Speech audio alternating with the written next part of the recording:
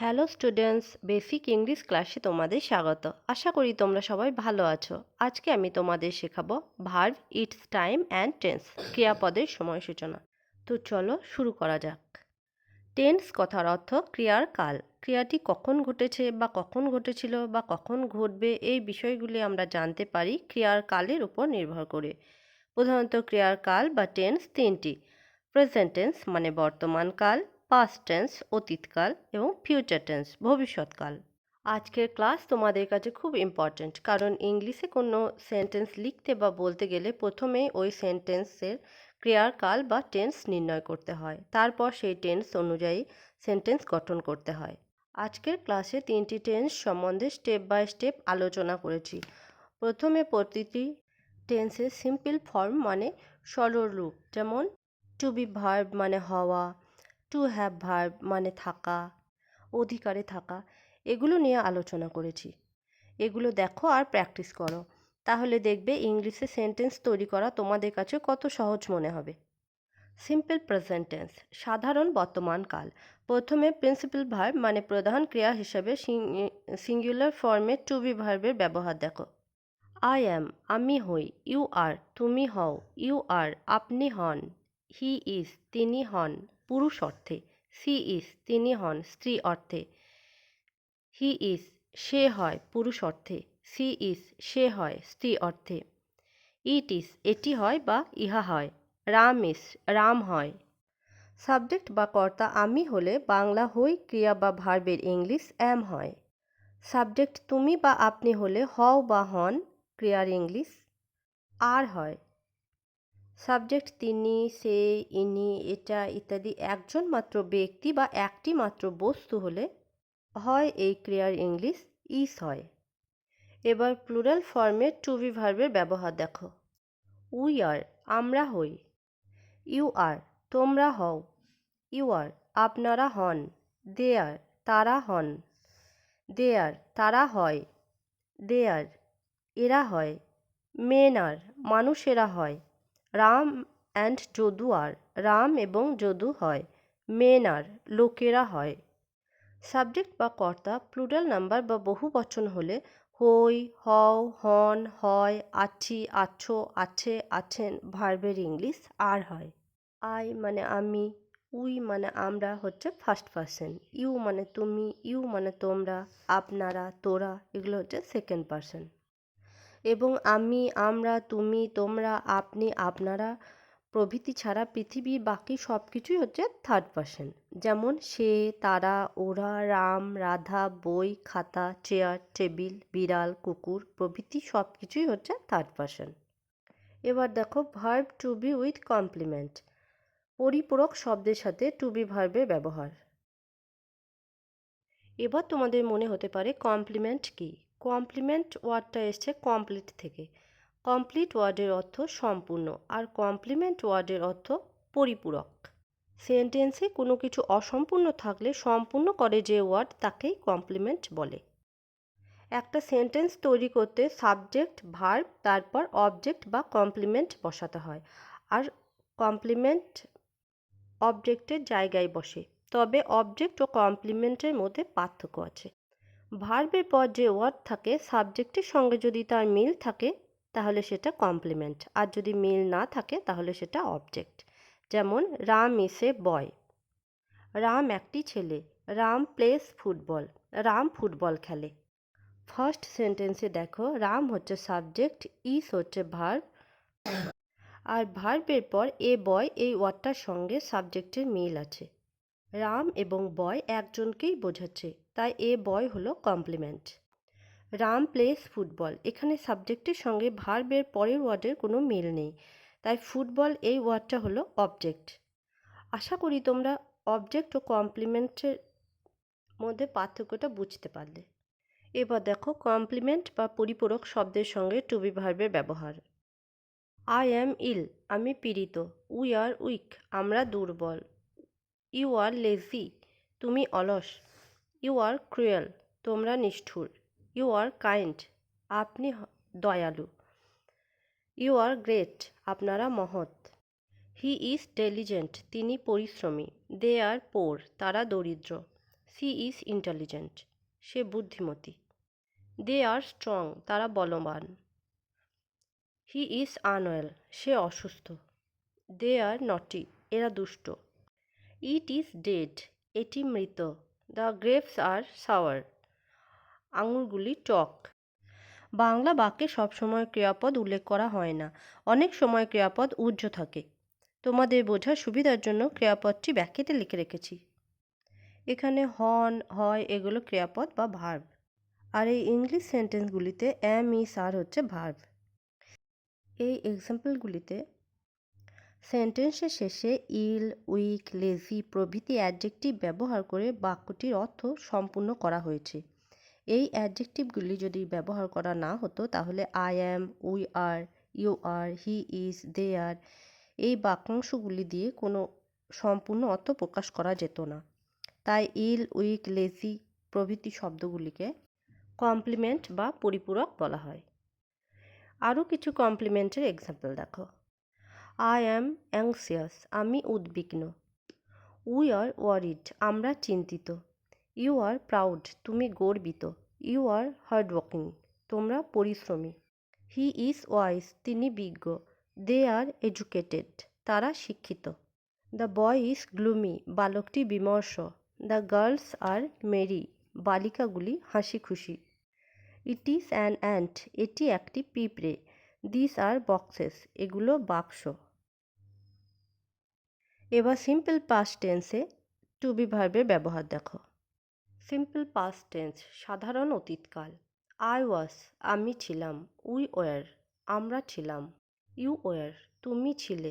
You were, তোমরা ছিলে। You were, আপনি ছিলেন। ইউ ওয়ার, আপনারা ছিলেন। হি অর সি ওয়াজ, সে ছিল। দে ওয়ার, তারা ছিল। ইট ওয়াজ, এটা ছিল। দিস ওয়ার, এগুলো ছিল। রাম ওয়াজ, রাম ছিল। দ্য স্টুডেন্টস ওয়ার, ছাত্ররা ছিল। সাবজেক্ট বা কর্তা আমি অথবা এক বচনান্ত ব্যক্তি বা বস্তু বোঝালে ছিল এই ক্রিয়াপদের ইংলিশ ওয়াজ হয়। সাবজেক্ট আমরা, তুমি, তোরা অথবা একের বেশি ব্যক্তি বা বস্তু ছিল বোঝালে ছিল এই ক্রিয়াপদের ইংলিশ ওয়ার হয়। এবার দেখো verb to be with complement, পরিপূরক শব্দের সাথে টু বি ভার্বের ব্যবহার। আই ওয়াজ ইয়ং, আমি যুবক ছিলাম। উই ওয়ার ফুলিশ, আমরা নির্বোধ ছিলাম। ইউ ওয়ার ওয়েল, তুমি সুস্থ ছিলে। ইউ ওয়ার পোর, তোমরা গরিব ছিলে। ইউ ওয়ার এ ফিশারম্যান, তুমি ধীবর ছিলে। ইউ ওয়ার উইভার্স, তোমরা তাঁতি ছিলে। হি ওয়াজ এ পলিটিশিয়ান, তিনি রাজনীতিক ছিলেন। দে ওয়ার মার্চেন্টস, তারা সদাগর ছিলেন। হি ওয়াজ ইল, তিনি পীড়িত ছিলেন। দে ওয়ার রিচ, তারা ধনী ছিল। দ্য গার্ল ওয়াজ ট্রুথফুল, বালিকাটি সত্যবাদী ছিল।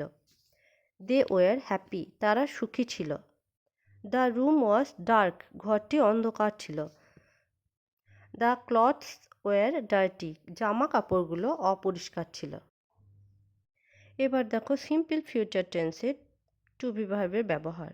সিম্পল ফিউচার টেন্স মানে সাধারণ ভবিষ্যৎকাল। আই শ্যাল বি, আমি হব। উই শ্যাল বি, আমরা হব। ইউ উইল বি, তুমি হবে। ইউ উইল বি, তোমরা হবে। ইউ উইল বি, আপনি হবেন। ইউ উইল বি, আপনারা হবেন। She or he will be, সে হবে। দে উইল বি, তারা হবে। রাম উইল বি, রাম হবে। হেনা উইল বি, হেনা হবে।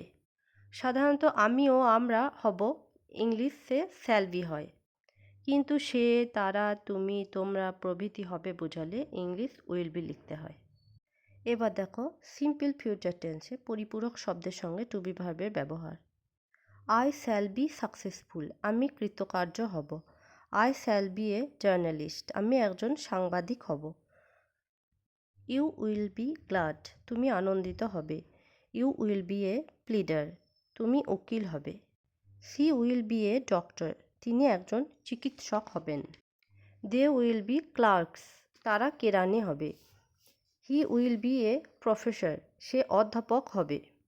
Satish and Sumanta will be painter, Satish ও সুমন্ত চিত্রকর হবে। উই শ্যাল বি কেয়ারফুল, আমরা সতর্ক হব। উই শ্যাল বি লয়ার্স, আমরা আইনজীবী হব। ইউ উইল বি টিচার্স, তোমরা শিক্ষক হবে। ইউ উইল বি প্লেয়ার্স, তোমরা খেলোয়াড় হবে। আশা করি তোমরা এই তিনটি টেন্সের সিম্পল ফর্মে টু বি ভার্বের ব্যবহার বুঝলে। এবার দেখো এই তিনটি টেন্সের সিম্পল ফর্মে টু হ্যাভ ভার্বের ব্যবহার। সিম্পল প্রেজেন্ট টেন্স, সাধারণ বর্তমানকাল। ভার্ব টু হ্যাভ, অধিকারে থাকা। আই হ্যাভ, আমার আছে। উই হ্যাভ, আমাদের আছে। ইউ হ্যাভ, তোমার আছে। ইউ হ্যাভ, তোমাদের আছে। ইউ হ্যাভ, আপনার আছে। ইউ হ্যাভ, আপনাদের আছে। হি হ্যাজ, তার আছে। দে হ্যাভ, তাদের আছে। সি হ্যাজ, তার আছে। ইট হ্যাজ, এর আছে। দিস হ্যাভ, এগুলির আছে। রাম হ্যাজ, রামের আছে। রাম অ্যান্ড রহিম হ্যাভ, রাম ও রহিমের আছে। দ্য ডগ হ্যাজ, কুকুরটির আছে। দিস ডগস হ্যাভ, এই কুকুরগুলির আছে। ইন্ডিয়া হ্যাজ, ভারতের আছে। The Indian cricket team have, ভারতীয় ক্রিকেট দলের আছে। যে সমস্ত শব্দের দ্বারা একের বেশি ব্যক্তি বা বস্তুকে বোঝানো হয় তাদের ক্ষেত্রে আছে বোঝালে আছের ইংরেজি হ্যাভ হয়। আমি ও তুমি ছাড়া একটি মাত্র বস্তুর অথবা একটি মাত্র ব্যক্তির অথবা একটি মাত্র প্রাণী আছে বোঝালে আছের ইংরেজি হ্যাজ হয়। টু হ্যাভ ভার্বটি যখন অধিকারে আছে বোঝাতে ব্যবহার করা হয় তখন তা প্রধান ক্রিয়া বা প্রিন্সিপাল ভার্বের কাজ করে। Verb verb to have with complement, পরিপূরক শব্দের সঙ্গে টু হ্যাভ ভার্বের ব্যবহার। আই হ্যাভ এ পেন, আমার একটি কলম আছে। I have a private tutor, আমার একজন গৃহশিক্ষক আছেন। উই হ্যাভ এ হাউস, আমাদের একটি বাড়ি আছে। We have a Japanese pen, আমাদের একটি জাপানি কলম আছে। ইউ হ্যাভ মেনি বুকস, তোমার অনেকগুলো বই আছে। ইউ হ্যাভ এ গার্ডেন, তোমার একটি বাগান আছে। ইউ হ্যাভ মেনি কাউস, তোমাদের অনেকগুলো গরু আছে। You have a blue quilt, তোমাদের একটি নীল রঙের লেপ আছে। He has two new exercise books, তার দুটি নতুন খাতা আছে। হি হ্যাজ মাচ মানি, তার অনেক টাকা আছে। They have some new saris, তাদের কয়েকটি নতুন শাড়ি আছে। This tree has many branches, এই গাছটির অনেক শাখা আছে। রাম হ্যাজ এ পনি, রামের একটি টাট্টু ঘোড়া আছে। Every human beings has to arms, প্রত্যেক মানুষের দুটি হাত আছে। এবার দেখো রামের একটি টাট্টু ঘোড়া আছে, এই বাক্যে মনে করতে হবে রামের আছে একটি টাট্টু ঘোড়া। Ram has a pony. বাংলায় সাধারণত প্রথমে কর্তা বা সাবজেক্ট, কর্তার পরে কর্ম বা অবজেক্ট এবং সকলের শেষে ক্রিয়া বা ভার্ব বসে, কিন্তু ইংলিশে প্রথমে সাবজেক্ট, তারপর ভার্ব এবং শেষে অবজেক্ট বসে। যেমন রাম সাবজেক্ট, হ্যাজ হচ্ছে ভার্ব, এ পনি হচ্ছে অবজেক্ট। যখন বাংলায় আছে বলতে অধিকারে আছে বোঝায় তখন টু হ্যাভ ভার্বটি ব্যবহৃত হয়, কিন্তু যখন আছি, আছো, আছেন, আছিস, আছে এই ক্রিয়াগুলি কোনো স্থানে অবস্থান করা বোঝায় এবং সাবজেক্ট পরিবর্তনের সঙ্গে সঙ্গে বদলে যায় তখন টু হ্যাভ ব্যবহার হয় না, তখন টু বি ভার্বটি ব্যবহার করা হয়। যেমন আই অ্যাম স্টিল উইক, আমি এখনও দুর্বল আছি। উই আর অ্যাট স্কুল, আমরা স্কুলে আছি। You are in the room, তুমি ঘরে আছো। You are on the roof, তোমরা ছাদে আছো। হি ইজ অ্যাট হোম, তিনি বাড়িতে আছেন। দে আর ইন ইংল্যান্ড, তারা ইংল্যান্ডে আছে। মাই ফাদার ইজ ওয়েল, আমার বাবা ভালো আছেন। They are in the field, তারা মাঠে আছে। এবার সিম্পল পাস্ট টেন্সে টু হ্যাভ ভার্বের ব্যবহার দেখো। সিম্পল পাস্ট টেন্স, সাধারণ অতীতকাল। Verb to have with complement. I had a parrot, আমার একটি তোতা পাখি ছিল। উই হ্যাড মেনি সার্ভ্যান্টস, আমাদের অনেক চাকর ছিল। You had a table clock, তোমার একটি টেবিল ঘড়ি ছিল। ইউ হ্যাড এ গার্ডেন, তোমাদের একটি বাগান ছিল। She had a wrist watch. তার একটি হাতঘড়ি ছিল। দে হ্যাড এ টেম এলিফ্যান্ট। তাদের একটি পোষা হাতি ছিল। Ram had a fine dog. রামের একটি ভালো কুকুর ছিল। The girl had a yellow dress. বালিকাটির একটি হলুদ পোশাক ছিল। Binod and Rakhal had a white horse. Binod ও রাখালের একটি সাদা ঘোড়া ছিল। কারো কিছু অধিকারী ছিল বোঝালে হ্যাড বসে। ভার্ব টু হ্যাভের পাস্ট টেন্সে সিঙ্গুলার হোক বা প্লুরাল হোক উভয় ক্ষেত্রেই হ্যাড বসে এবং ফার্স্ট, সেকেন্ড ও থার্ড পার্সনের কোনো ক্ষেত্রেই অধিকারী ছিল অর্থে হ্যাডের কোনো রূপান্তর হয় না। এবার দেখো সিম্পল ফিউচার টেন্স, সাধারণ ভবিষ্যৎকাল। Verb to have. I shall have, আমি পাব। উই শ্যাল হ্যাভ, আমরা পাব। ইউ উইল হ্যাভ, তুমি পাবে। ইউ উইল হ্যাভ, তোমরা পাবে। ইউ উইল হ্যাভ, আপনি পাবেন। ইউ উইল হ্যাভ, আপনারা পাবেন। হি উইল হ্যাভ, তিনি পাবেন। দে উইল হ্যাভ, তারা পাবে। রাম উইল হ্যাভ, রাম পাবে। Ram and Ratan will have, Ram ও রতন পাবে। তোমরা আগেই শিখলে কোথায় শ্যাল ও কোথায় উইল বসে। টু হ্যাভ ভার্ব যখন শ্যাল বা উইলের পরে বসে তখন হ্যাভ ভার্বটির কোনো পরিবর্তন ঘটে না। আরও কিছু এক্সাম্পল দেখো। I shall have a knife, আমি একটি ছুরি পাব। We shall have a prize, আমরা একটি পুরস্কার পাব। He will have his pen, সে তার কলম পাবে। দে উইল হ্যাভ লিভ, তারা ছুটি পাবে।